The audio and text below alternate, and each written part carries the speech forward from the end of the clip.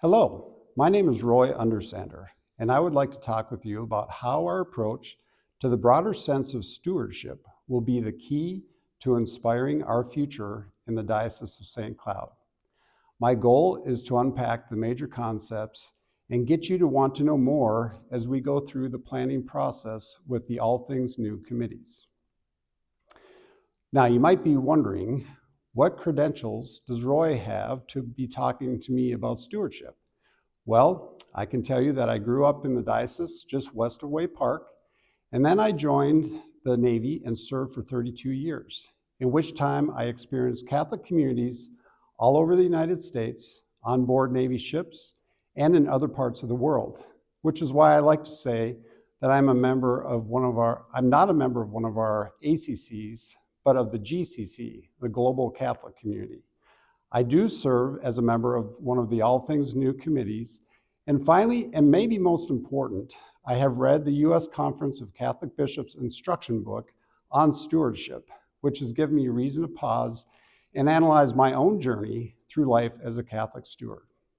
All right, let's get started.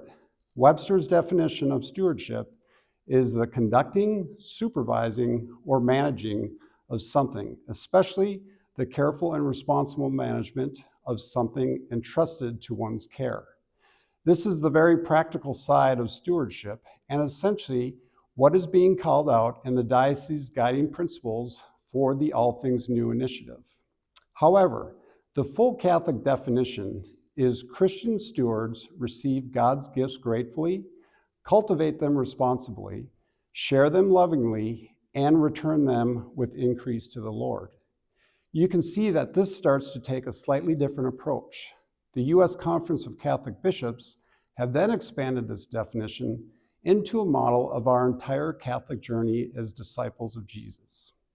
The model has 4 pillars, which are hospitality, prayer, formation, and service, the traditional time, talent, and treasure. While this is a relatively new description of our model, it is all based on biblical concepts.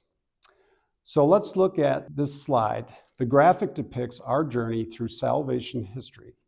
In the Old Testament, we failed to cooperate with God's grace.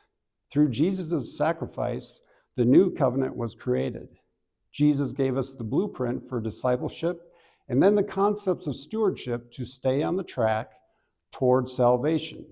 As we go through the planning process for All Things New, we have to remember that our mission isn't to maintain a certain number of church buildings, but to build up the global Catholic community here on earth at the same time as we journey towards salvation.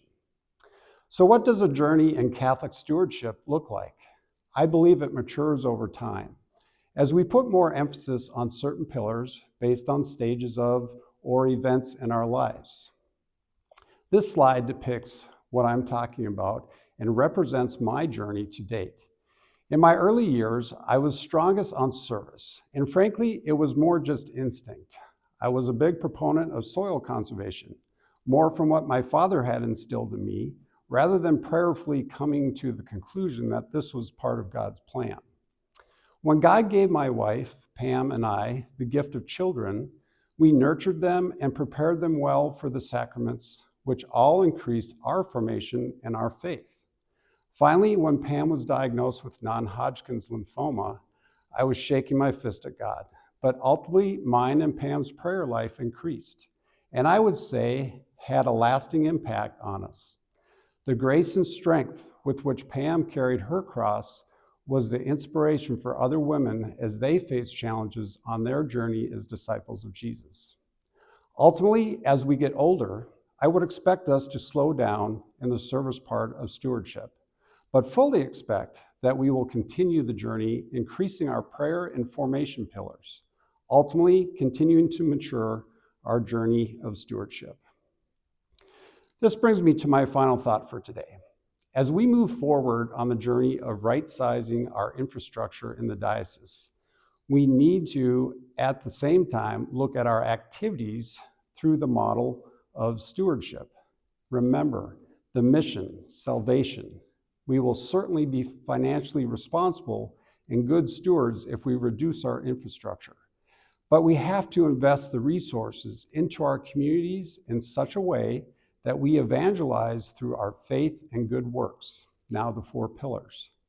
Our faith and community cannot be self-serving, but instead serving others in a sacrificial way.